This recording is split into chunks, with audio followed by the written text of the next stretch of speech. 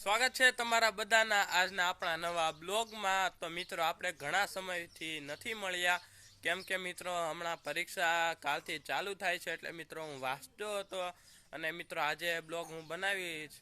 અને મિત્રો બાકી 5-6 દિવસ બ્લોગ નહીં આવે, કારણ કે મિત્રો અમારે પરીક્ષા ચાલુ થાય છે।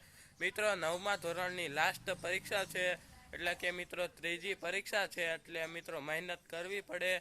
અને મિત્રો જોવો તો અત્યારે આપણે બગીચાની બાજુમાં ઊભ્યા છીએ, અને મિત્રો તમને તો બગીચો બતાડી દઉં, કેમ કે આપણે ઘણા સમયથી બગીચો આપણે નથી જોયો।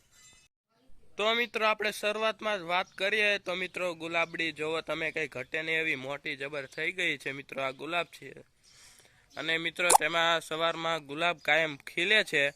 અને મિત્રો આ જો ગુલાબની કળિયું છે, ઘણી બધી કળિયું આવી ગઈ છે, અને મિત્રો આ બાજુ પણ જો કળિયું છે।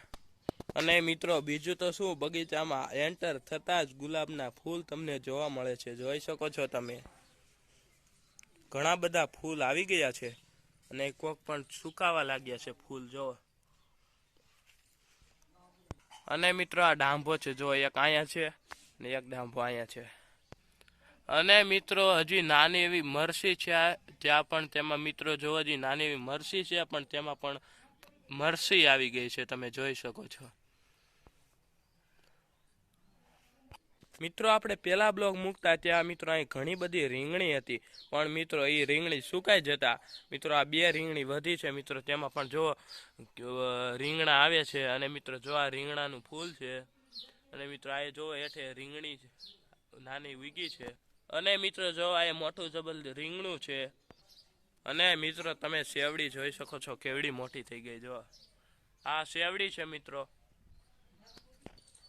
અને મિત્રો આ સોવેન જુઓ,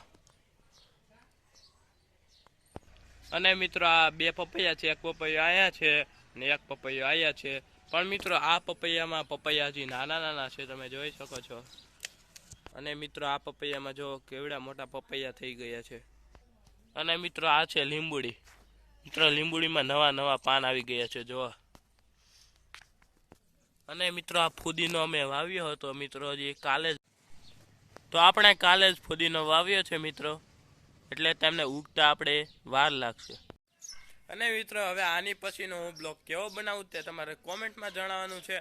અને મિત્રો હમણાં અમારે કાલથી પરીક્ષા ચાલુ થાય છે, એટલે મિત્રો 5-6 દિવસ આપણા બ્લોગ નહીં આવે, અને મિત્રો આપણા શોર્ટ વિડીયો તો ચાલુ જ રહેવાના છે, અને મિત્રો આપણા બ્લોગ તો 5-6 દિવસ નહીં આવે, એટલા માટે મિત્રો આપણી ચેનલને કરતા રહેજો સબસ્ક્રાઈબ। અને આવતા બ્લોગ હું કેવો બનાવું તે તમારે કોમેન્ટમાં જણાવો છે।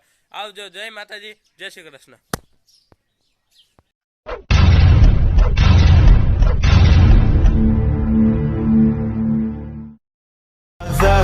It's caught in the crossfire.